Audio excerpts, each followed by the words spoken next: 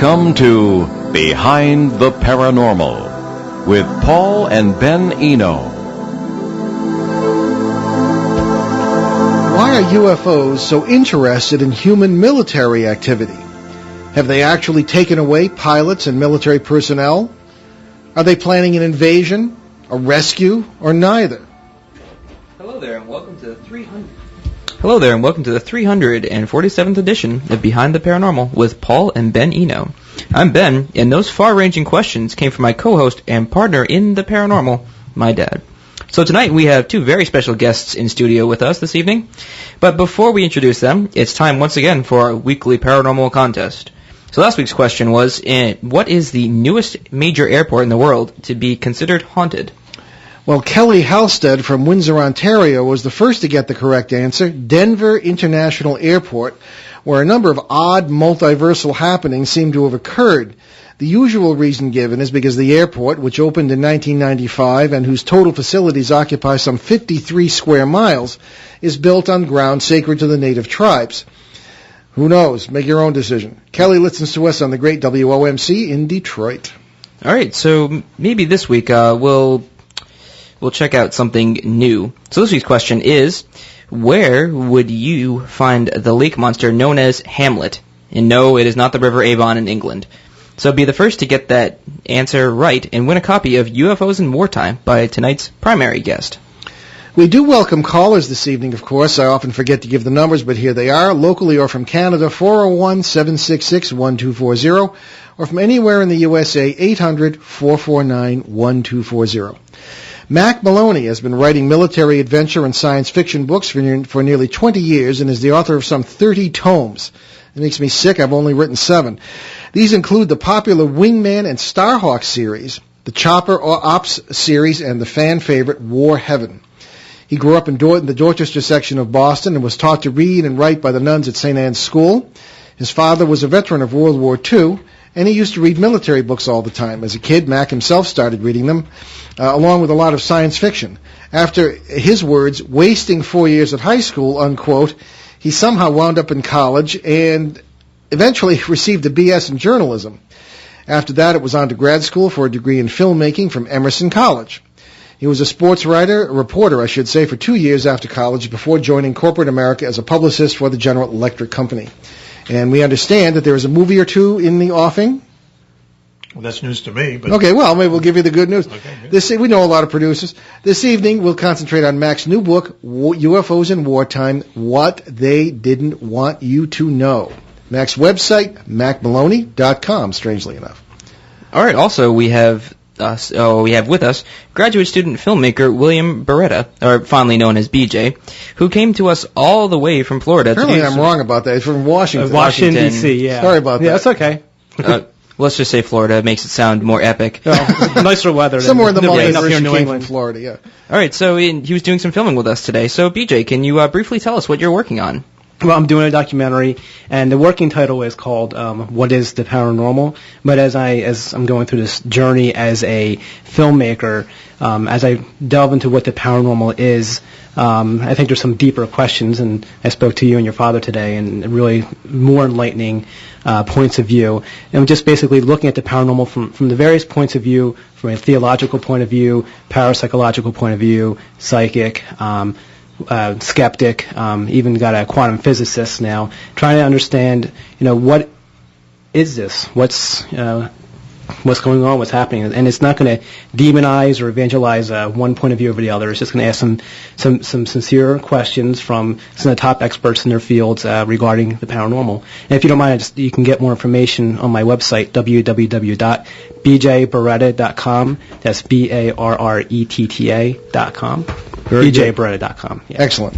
Okay, well, and I wanted to tell you, just join in on the discussion tonight while we're talking with Mack, because UFOs are an important part of the paranormal, too. I didn't quite, even just talking to you today, it's really kind of enlightening, opened my eyes when I think of paranormal, to kind of go beyond that. That's excellent. Because people say, well, you have a lot of paranormal shows. Well, it's entirely relevant because we start ghost cases and we end up with UFOs and grays very often, because we spend years on cases, and maybe that's the more you look for, the more you're going to see. But that's it.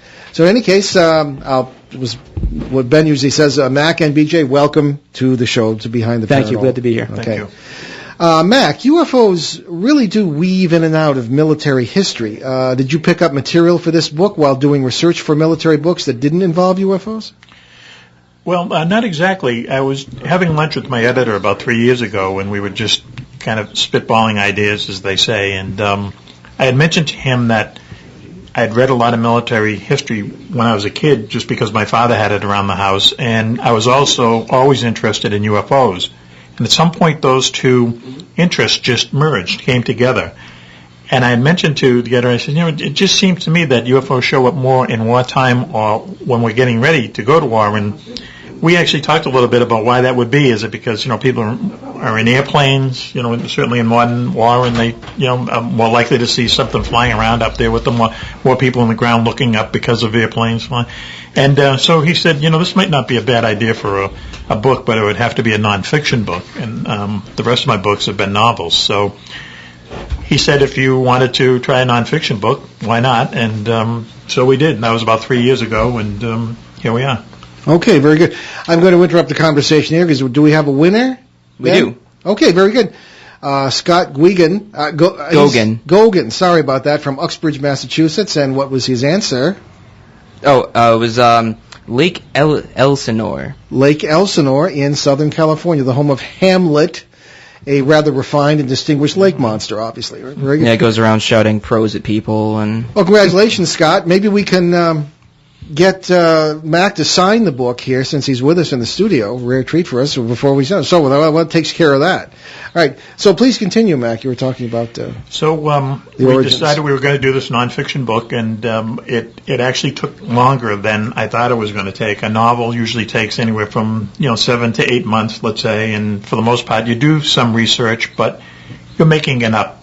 For the most part, but with this, I suddenly found myself surrounded with books and lots of internet stuff and calling people, and about halfway through, I thought to myself, what have I got myself into here? But it was fun too. I met a lot of interesting people, learned a lot of things that I didn't think I was going to learn, and people seem to like the book. So all in all, it seems to have been a successful venture. One of the stories you mention in the book is a story I think we have done more service to this case than any other TV or radio show in the world, and that is the Rendlesham Forest UFO case in England of 1984. Actually, Ben and I will be speaking there ourselves in September, and we have done this case in and out, upside down, with Bill Burns, Nick Pope, Linda Moulton Howe, all the greats, Stan Friedman, and all the major witnesses, including Lieutenant Colonel Halt and all the people who were there at these two NATO bases in England where UFOs apparently landed and perhaps interacted and did all this stuff. That is mentioned in your book, of course. What is, and I guess, Ben had a question here too, but before we get to that, what is the interest on the part of whoever or whatever this phenomenon is in our military activity? Well, it just seems like, in my mind, UFOs and the military they're almost tied together in a way. Because I can't answer the question. I wish I had an answer for the question. It just seems to me that they've been tied up together ever since the beginning of the 20th century. Like I say, I don't know the answer to that question. I know the Bentwaters case is how I started researching it. It's an unbelievable case. What I like the most about it is that Major Hall, he was a major, right? At the time, yeah. Right. No, I think he was a lieutenant colonel. Oh, okay. He goes into the full woods. Bird. He retired as a full bird. Yeah, he went into the woods with a tape recorder. I think his quote was, "I was the type of person who his job was to throw cold water on these things," and then he becomes a convert instantly when he sees the thing in the woods, and you can hear him speaking into the tape recorder, and he's converted right before your eyes. Well, the other guy you can hear on the tape was one of our guests last night, Monroe Nevels, and he seemed to have differing opinions on this, and Ben asked some good questions, but I don't want to get bogged down in that. Ben, go ahead. We'll continue with our discussion here. Okay, so who or what do you feel is behind these UFOs? Well, if we knew the answer to that, we'd be just really, We probably wouldn't be here right now. Well, there'd be more interference than there is in the broadcast. Right. Yeah. It's such a hard question. It's just a massive puzzle. I mean, I look at it as like a huge jigsaw puzzle that sometimes you get a piece and it fits here, and you get another piece doesn't fit here, but it'll fit down there. There's so many aspects to it. I have to say that when I started, I guess you could say that I was one of the little green men from Mars proponents, but the more I worked on it and the more I saw how UFOs acted during wartime, because war is historical, I'm really coming around to the idea, and I'm not the first one to come up with this, that they might be time travelers. They might be time travelers from our own future coming back to look at history being made. There's a lot of kind of evidence in quotes, for something like that, especially in wartime. And the example I always give is that, we had situations with the Foo Fighters where British bombers are over some German city and they're bombing it, and it's just an unbelievable, it's a battle in the sky. They're dropping bombs and there's night fighters shooting at them and there's anti-aircraft during fire. World War II, yeah. Right. Yeah. And suddenly there'll be a Foo Fighter 100 feet off the wing of this bomber flying along parallel with it. And all I can think of is that why would they do that? If they had such technology, they could certainly watch these things from afar if they wanted to. Why would you get so up close and personal unless you just want to be there while it's happening? These were essentially lights, these so-called Foo Fighters, as they were dubbed by bomber crews. Mm-hmm. Yeah. There was actually we came up with 7 different examples of Foo Fighters. A lot of them were lights, but others were, your typical cigar-shaped objects, saucer-shaped objects, things that the British called unguided rockets, which were actually very, very much guided, and large glowing orbs, and then strings of lights. So Foo Fighters was really kind of like a catch-all term. Yeah. And a lot of people thought that they were German secret weapons. The British military certainly thought that. The United States was of the mind that we don't have the time or the people or the wherewithal to try to find out what these things are. Let's get the war over with and see what happens. Of course, what happens is when the war is over, they all go away. Mm-hmm. What they were, we don't know. But did they go away? Well, the war kind of went away. Yeah, there wasn't as many people up there flying around. There wasn't as intense action. Of course, in 1946, just 1 year later, they had the ghost rockets of Sweden. So you had a kind of a different UFO flap then. But so many people saw these things, and they also figured that only about 10% of them were reported because they actually discouraged pilots, especially the British, but also the United States pilots, American pilots, from reporting them. And Keith Chester, who wrote a book called Strange Company, which is like the Bible on Foo Fighters, he and I became friends while I was researching the book, and he figures about only 10% were ever reported, and that was just to the Army Air Force, which is now the Air Force.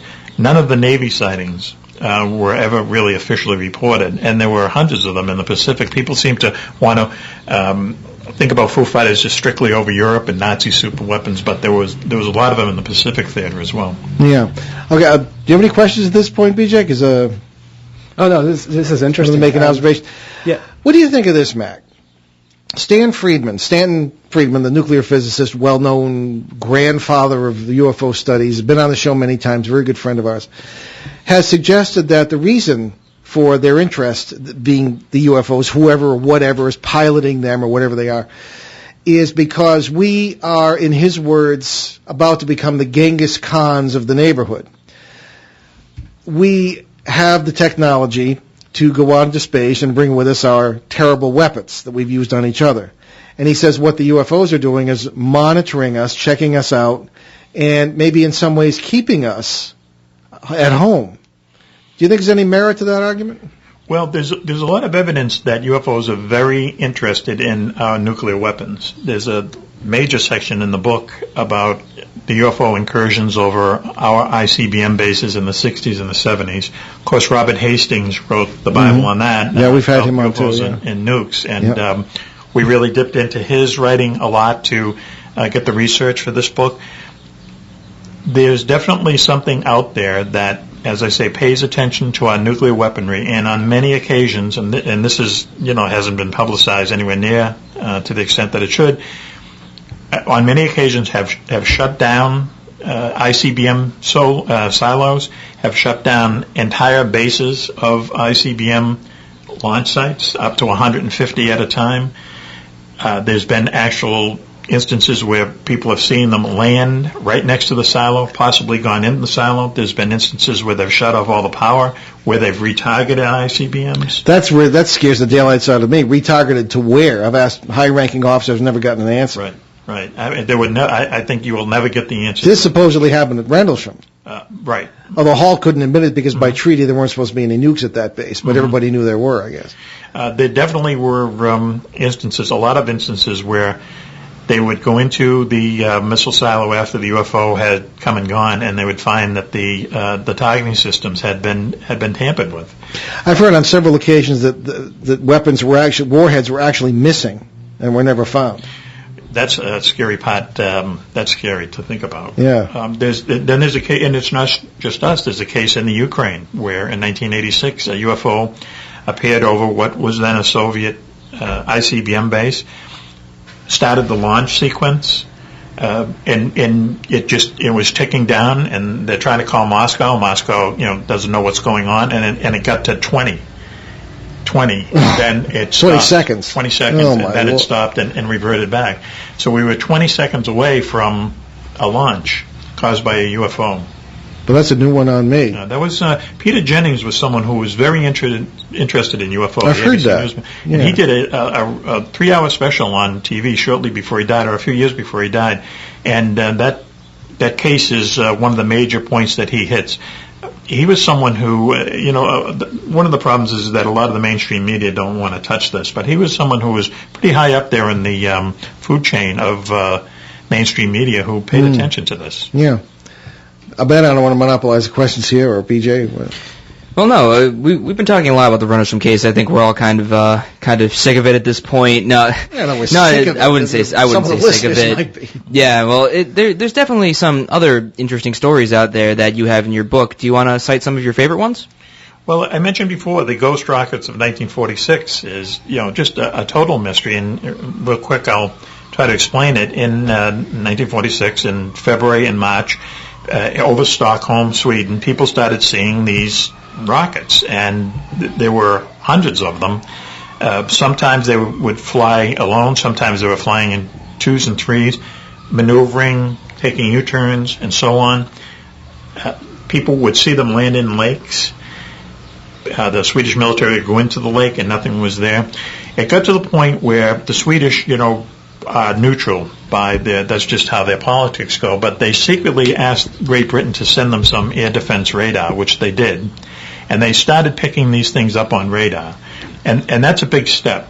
People may see things in the sky that can be explained by optical illusions or whatever, but when you start picking up UFOs on radar, then they're there.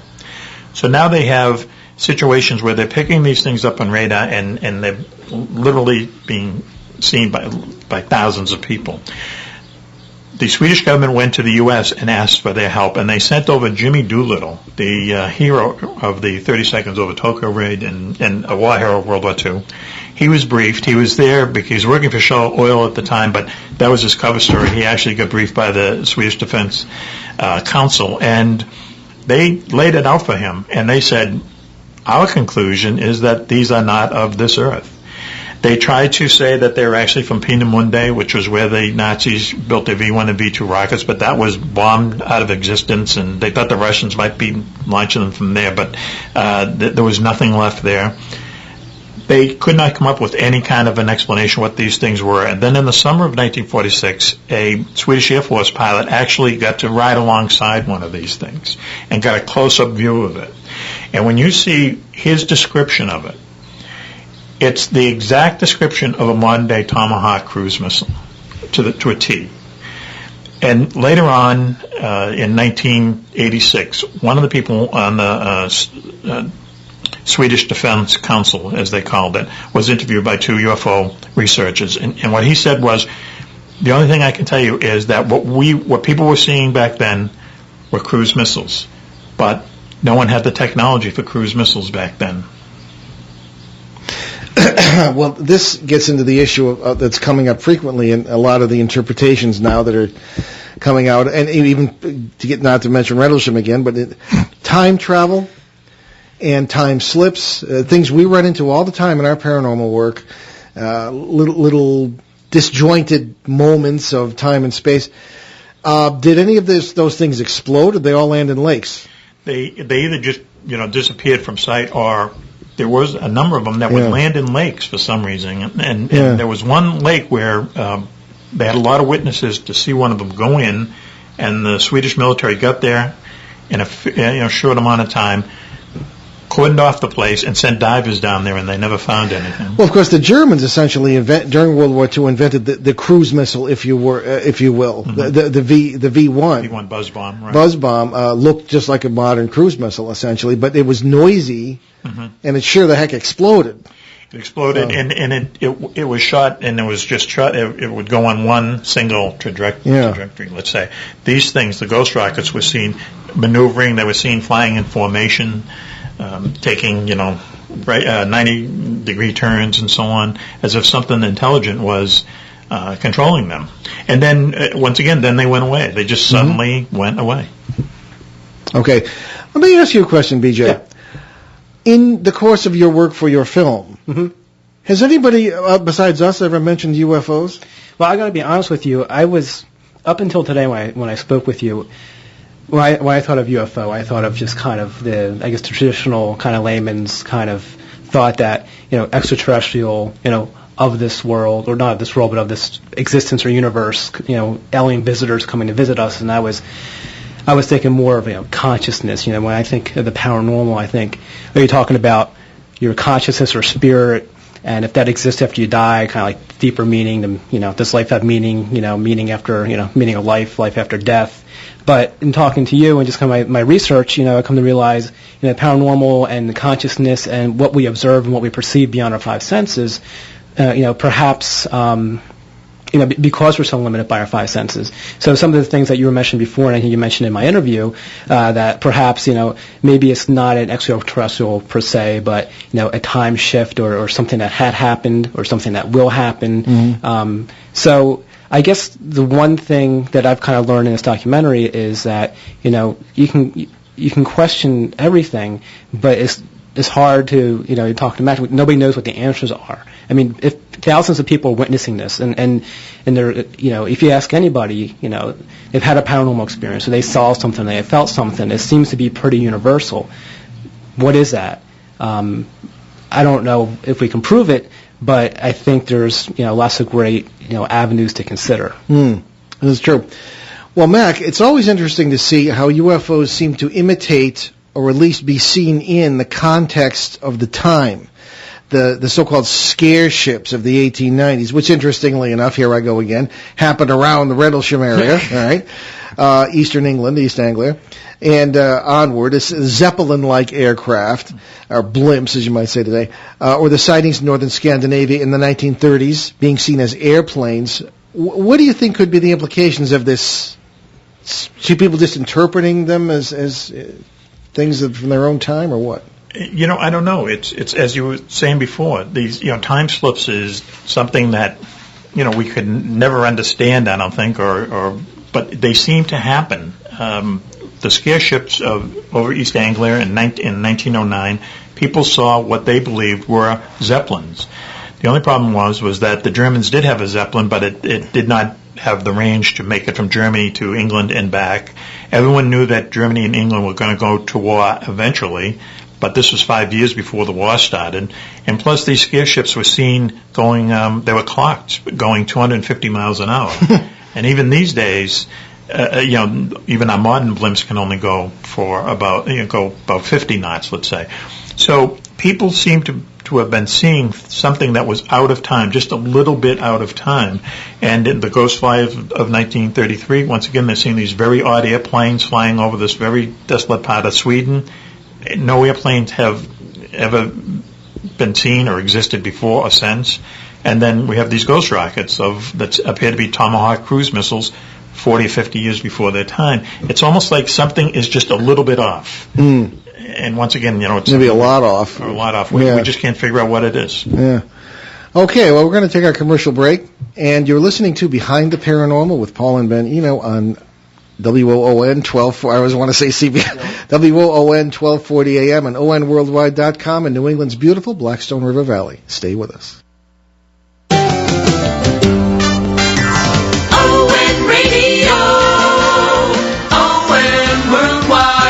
Hi, everybody. This is the Moose Man. Join me for a 2-hour Groove Line the Summer Special live Saturday afternoon, June 2nd from 1 to 3. We'll have studio guests, trivia, and prizes as we feature the hits from the summers of the 60s. Don't miss it. Yeah. ON Radio. ON Worldwide. And I wanted to remind you about our marvelous sponsor here, Amazon Kindle Fire. $199 and you get over 20 million movies, TV shows, songs, magazines, and books. Thousands of popular apps and games, including Netflix, Hulu Plus, Pandora, and more. And with the new Amazon Silk ultra-fast web browsing app, you now have it's built in with Wi-Fi and the whole business in your Kindle Fire device. And certainly, you can also get, on top of all those wonderful things, 4 of my books. Certainly get Faces at the Window, Footsteps in the Attic, Turning Home, God, Ghosts, and Human Destiny, and My History of Rhode Island, written with Glenn Laxton, formerly of Channel 12, excellent reporter and historian, now used in several school districts in Rhode Island. So you can get all that and much more on Amazon Kindle. You can get the Kindle itself for as low as $79. Check it out at Staples or online at Amazon.com or Amazon Kindle's own website. And we always drag the poor guests into this. Now, Mac, is your book available on Kindle? Yes. There you go. This wonderful book, Amazon's in Wartime. UFOs in Wartime, Why Didn't They Want You to Know? By Mack Maloney, one of our guests tonight. And forgive me, it's been a long day. Anyway. And my mom's book, it just came out, The Book of Transformation, Lisa Barretta. Lisa Barretta, excellent. Lisa Barretta, Book of Transformation. So if you are a fan of Behind the Paranormal, which I'm sure you are if you're listening, that's going to be, I think it might be a book you might enjoy as well. Excellent. We hit the jackpot tonight. Check it out, folks. Now, right back to our guests, and we're talking with Mack Maloney, author of the book we just mentioned, and B.J. Baretta, a filmmaker, who's we've had the pleasure of him spending some time with us today and interviewing us for his film.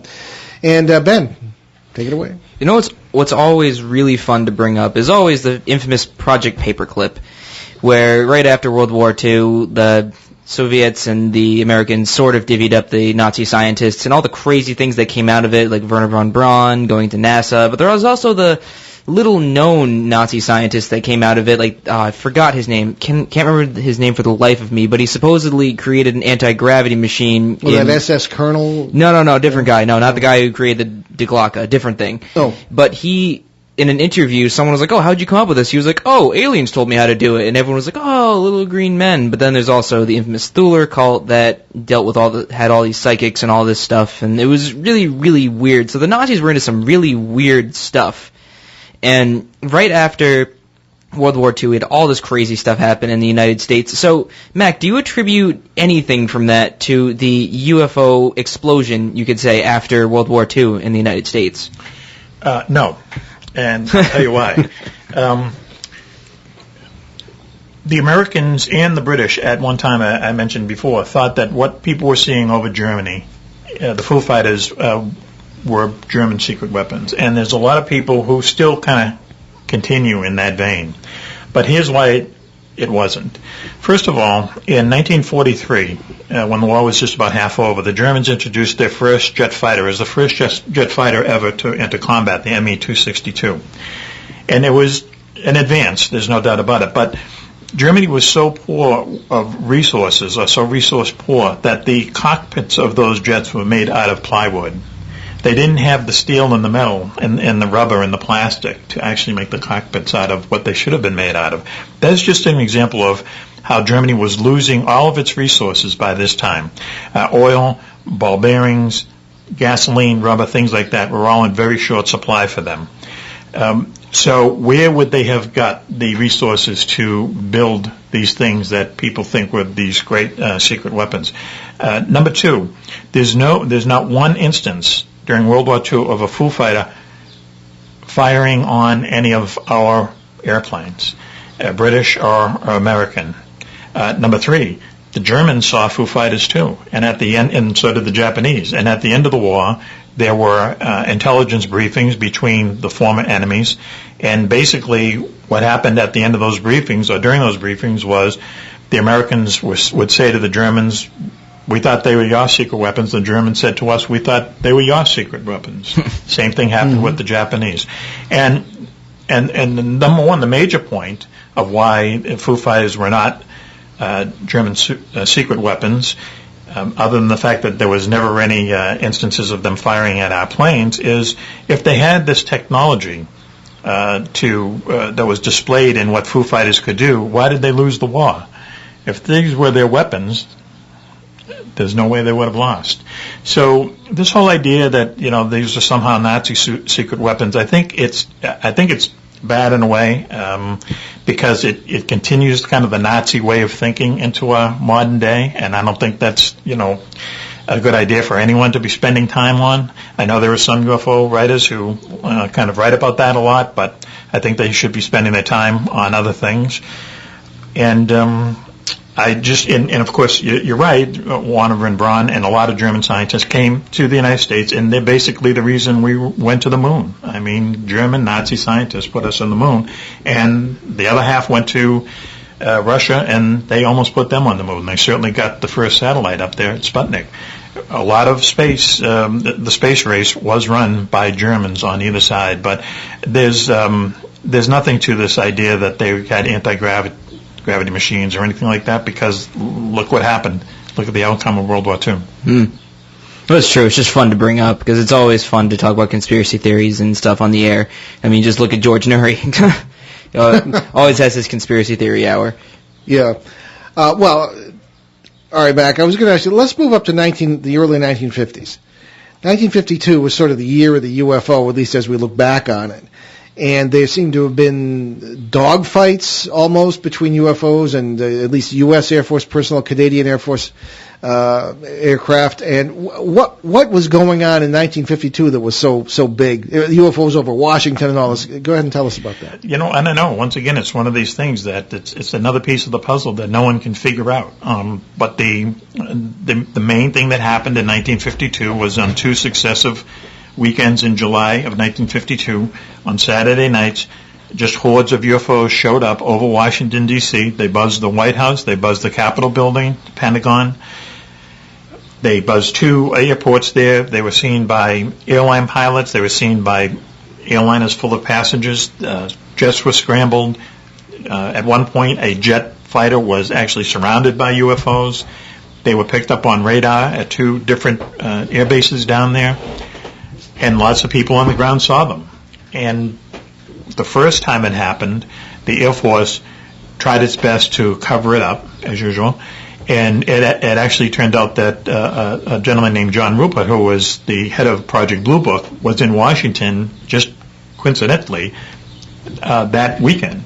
No one contacted him. He found out about the UFOs over Washington, D.C. in the newspaper, and he called the Pentagon and said, "I'm here. This is a great coincidence. I'm here. I can start my investigation." And they stopped him in his tracks. In fact, they said to him, "You can do anything you want, but we're not giving you any transportation. If you want to go over to Andrews Air Force Base to look at what happened, because that's where they were first spotted on radar, you're going to have to take the bus. I'll pay for your own taxi." And he just got furious and left and flew back to his headquarters in Dayton. The point is that I don't think the Air Force knew what was going on, and they didn't even want their own lead investigator looking into it, because if he came out and said, "I don't know what is happening," well, then they're in this position where they're supposed to be protecting us. If they don't know what these things are, they're not protecting us very well. You just hit on the next question. Yeah, that actually leads right into our next question. It's a perfect segue. So why are UFO encounters hushed up, and who are they hushed up by? Well, they're definitely hushed up by the Air Force. They're definitely hushed up by the U.S. military. Not sure about that, but go ahead. And it's a question I'm asked all the time. And it's really kind of 50-50. Is it that the U.S. military knows UFOs exist? They certainly know they exist. Everyone knows they exist. We just don't know what they are yet. But do they know they exist and they know what they are? Or do they know they exist and they don't know what they are? It seems like they know they exist and they have a lot more evidence that they do exist but they don't know what they are, because then what you're covering up is what I just spoke to earlier, is that they're supposed to protect us. They spend $500 billion a year on a defense budget to supposedly protect us. Well, they can't come out and say, we don't know what these things are, therefore we can't protect you from them. I think that's why they're covering them up. I know that there's lots of theories out there that even that, the military is working with aliens in a mountain in New Mexico and all this stuff. I don't believe any of that. I get a feeling that they know, they have more evidence of UFOs, but I don't think they know what they are any more than we do. I think that's a very plausible approach. So, just whatever it's worth, speaking from my own military experience and from our own research over the years, I wonder if it really is the government, beyond what you say, if it really is the government covering it up and not some other organization. Maybe the government is as much of a victim as we are, and the cover-up from their part could be because they don't know either, and they don't want us to know they don't know. But I wonder if there's not more to it than that. You yourself, when we were off there, you mentioned that what we've noticed, that strange things start to happen when you get into this field, especially in broadcasting. We've had weird, ultra weird experiences on our CBS edition. As I said, brand new studio, brand new equipment. CBS is supposed to know what they're doing. To this day, they can't figure out the weird voices that were coming in, why people were being cut off on the discussional panel we had that night, et cetera, et cetera. So it is, I suppose, a really huge mystery. Well, let me give our phone numbers again. We get yakking, and I forget to do that. You are listening again, WOON 1240 AM, Behind the Paranormal with Paul and Ben Eno, and our phone numbers this evening, locally 401-766-1240 in a listening area or in Canada, and certainly from anywhere in the USA, 800-449-1240. Talking to Mack Maloney and BJ Baretta as well, who is a filmmaker who's with us today. So, Ben, did you want to take this next one here? Sure. All right. So in your military travels and contacts, you have seen evidence of a clear relationship between the us and them sort of thing, between our government and the UFOs and their occupants. Are they hostile, friendly, or cooperative? You kind of started to answer that, but what kind of relationship is this? Well, they have not been openly hostile so far. We have the book has 70 episodes of UFO military encounters starting in 1909 and up to the end of the First Gulf War. And there's only, I think, 3 in which there's some kind of exchange of fire between one of our aircraft and a UFO. So for the most part, they seem to be non-hostile. What I think they're doing is, I've just come to this because, reading all these UFO books and researching for this one, is that they're observing us. I think that's the safest answer. They're observing us very closely, especially when we're at war. They seem to be very interested in when we're killing each other. And maybe this fascinates them. Once again, maybe it's, time travel is coming back to seeing history as it's being made. It might be something just as simple as tourists coming back from a future time to see, as I say, history being made. I mean, if we had the capability now to do it, who wouldn't go back to see how the Civil War was fought, or the Battle of Troy, or something like that? Yeah, it's funny you bring that up, because that has come up on the show recently, the whole idea of time travel. Oh, even before that, when we were talking about Mothman that one time, when they had that UFO flap going on in Point Pleasant, and there were people who, I can't remember if it was there or somewhere else. Yes. Where there were people in jumpsuits who would go to people's houses and then take magazines, sort of the Man in Black kind of thing.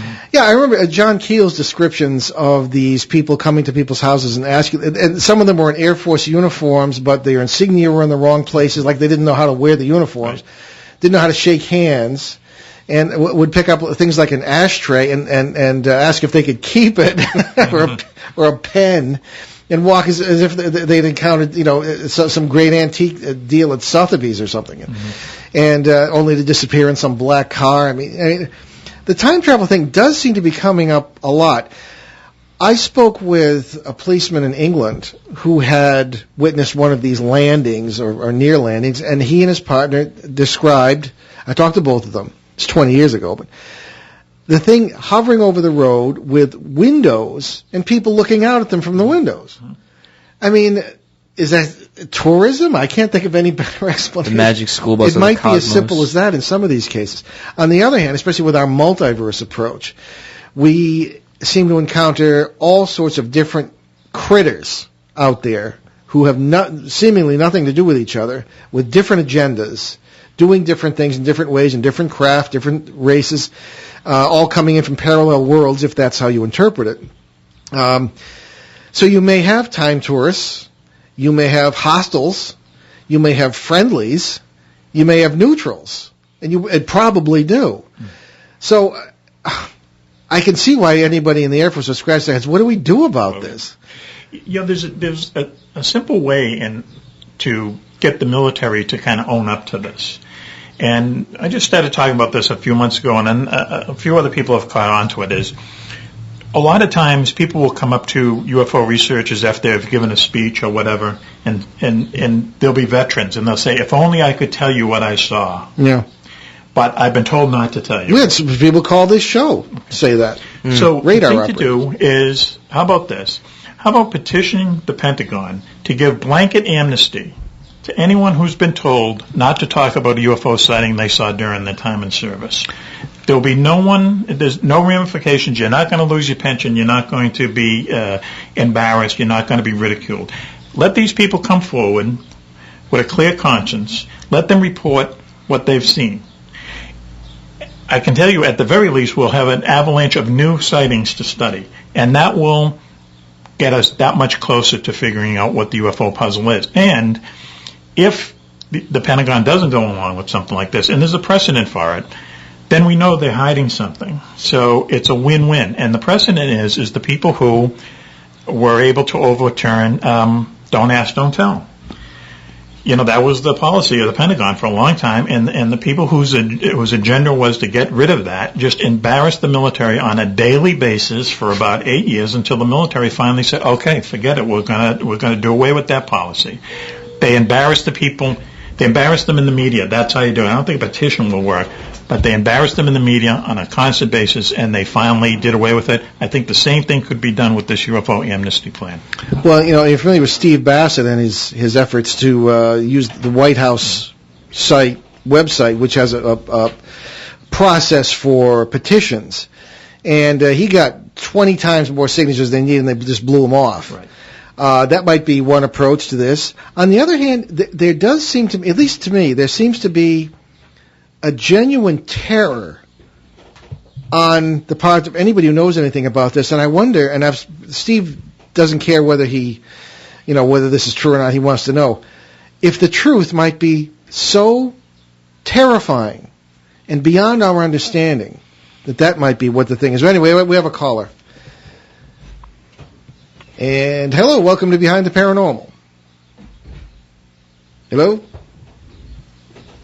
Okay, did we lose the caller? No, it should be on. Okay. Hi, you're out of here. Whoa. Okay, well, whoever it was, please call back. We'll try not to lose you next time. 766-1240, 766-1240. Give us a call. Anyway, or 449-1240, 800. All right. So, anyways, we were saying we'll talk about that with Steve Bassett, but there is the possibility that, and this gets into some of the things that we get into in some of the other shows. Is it possible that the human race was, for lack of a better term, created, manipulated to serve another race? If you look at the ancient documents that I've looked at in the original languages, the Book of Genesis, the Atrahasis of the Akkadians, or the Karsag epics of the Sumerians, there is a consistent story of someone coming in from somewhere, or maybe somewhen, starting an agricultural colony and messing with the natives, us, by using saliva and blood as DNA sources, and coming up with, and what we run into day in and day out in cases that we deal with, we call parasites, who sometimes turn into greys. This is why we think the ghost thing and the UFO thing seems to be related. And they seem to feed upon us, farm certain families and certain communities. Is it possible that all this is about us being cattle for somebody else? Well, when are they going to come and take delivery? That's the Well, they take it every day. Some of the stuff we work with. Right. And you think that if the government knows about this or whoever knows about it, they're going to come blurting it out that, hey, give up your career. It's not worth it. Well, that would be, I think anything is possible. I mean, that's one thing I can say is, since doing this book and doing the research and talking to so many people as I have, anything is possible. We cannot explain UFOs, but we also can't explain things that you were talking about earlier, paranormal stuff and time slips and things like that. I think it's interesting that it might be all part of the same thing. Einstein died trying to figure out the unified field theory, I think he called it. He wanted to get the four. Well, he was started on it, yeah, and they still haven't got it. And he wanted, as he put it, one set of rules for the four different games. Mm-hmm. Wouldn't it be interesting if UFOs and ghosts and other things that we talk about were all part of the same thing? We think it is. That's what we see. Yeah. Maybe we're wrong. I never thought of that until started doing this book and doing interviews like this. Are we cattle for another civilization or something like that? Boy, I don't know. That would be just so unbelievably startling that people would hush it up. Well, that's true. People would hush it up. Yeah, that's true. Especially if you have if there's nothing you can do about it. Yeah, that's for sure. But when you say who would be the people? If I could ask you a question, who are the cattle and who are the families that they're preying on now? That we would. Well, we're talking about cases that traditionally would be referred to in folklore as demonic, poltergeists. Even possession cases, things of this kind, and we just see the parallels. I'll give you an example. Ben and I were in West Virginia in 2003, and I was speaking at the paranormal conference down there. Bud Hopkins was there. Bud Hopkins passed away recently, a marvelous fellow, great artist, and also probably the world's greatest expert on alien abduction experiences. He sat down with me, and he showed me his photo album of injuries that had been done to people supposedly during abductions. I said, Bud, you're not going to believe this, but this is exactly what we see in poltergeist cases. The same kinds of injuries, bruises, scoops even. And are we really depending on the context of these things for how we label them? Maybe they're two sides of the same coin, maybe the same side of the same coin. I don't know. So as you say, I think it's the first day of school with this stuff. And but the question is, what is our place in it? Right. So. Well, that's DJ, please. Yeah, it's kind of the same way when I started out, my documentary, in the sense that you have your own kind of defined, finite views of what you think you're going to find, and I think that's how we all kind of are. But the thing is, you start interviewing different people and hearing their different experiences, it kind of informs your own view, and it kind of, you're kind of more open. Things can't be explained, but you understand there's a lot more questions. And like you said, it's the first day of school, and you can't even begin to comprehend. And it's amazing how similar when somebody says they have a UFO experience or an experience with a ghost or a demon, how there are similarities. So it's just maybe something we can't contextualize, maybe something that we can't be able to comprehend based beyond our five physical senses. We have a picture we show when we lecture. It's generally it's just a piece of ice on the sidewalk taken here in town.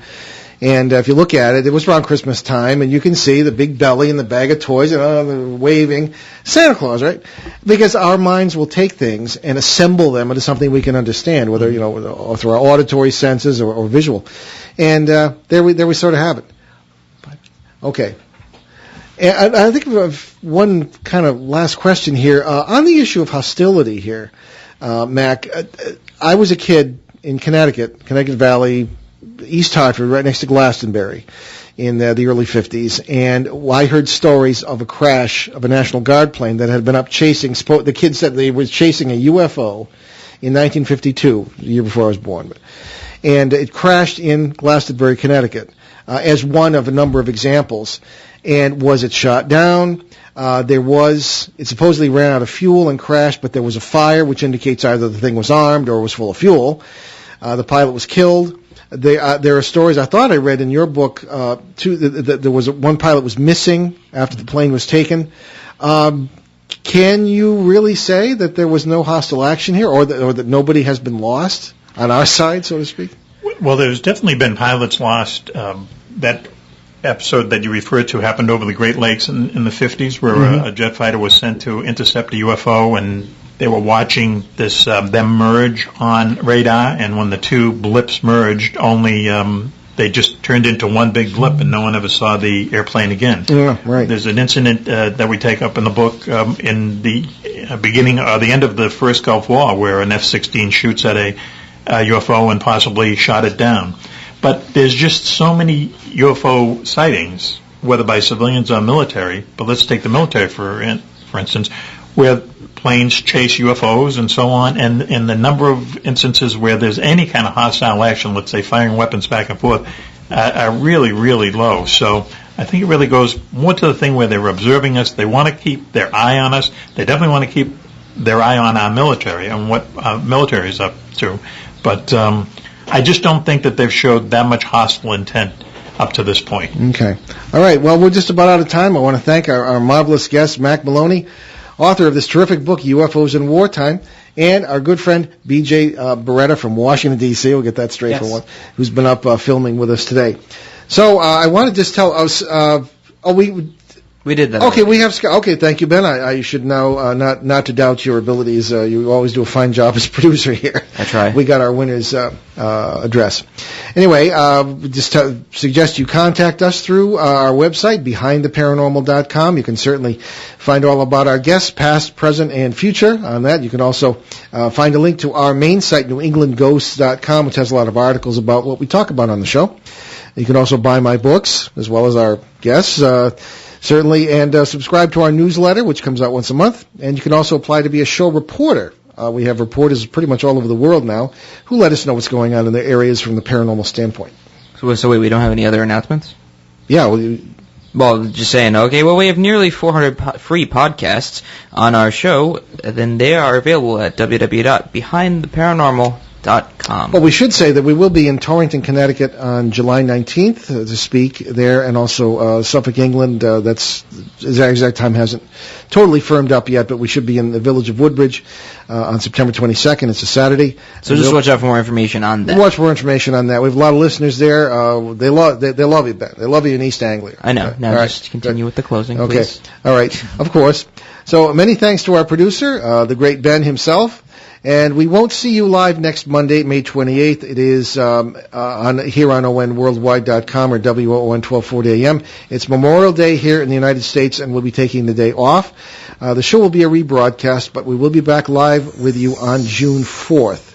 And that's the day we're going to have Mark Phillips, who is the executive producer of My Ghost Story. That'll be a fun discussion, I can assure you.